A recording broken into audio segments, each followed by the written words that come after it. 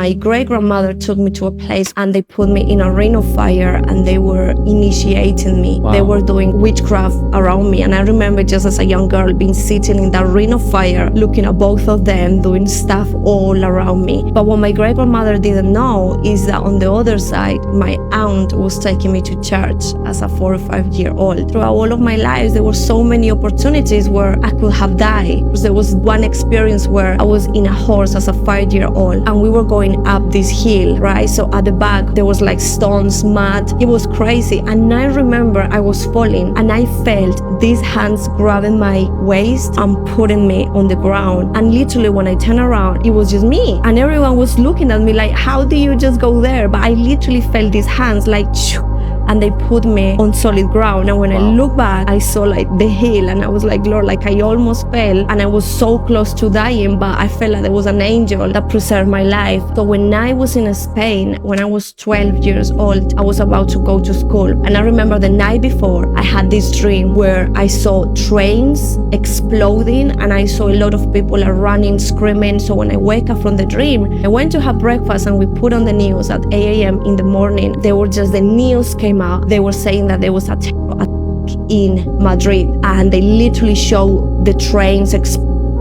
people running around. So when I saw that, I was petrified.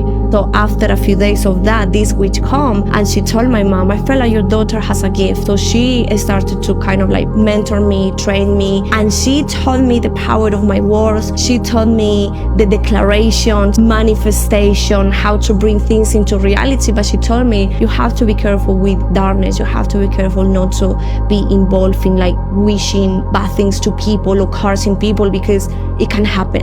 Now we had this other witch coming to the picture and she was more in black witchcraft. When she saw me, I remember she looked at me and she put this face and she looked at my mom and she said to my mom, your daughter has a gift. I have to train her. Your daughter has something. And I was there like, whoa, what's going on here? So to the point that she told my mom, we have to do a ritual. We have to consecrate her, right? So we did this ritual. All of us were dressing in white. There was other witches there too. And they put me in the middle of the circle, all of them around, and they just started to just call upon this demon. So when we were doing the ritual, this demon came and they gave me to this principality and he became my spirit guide.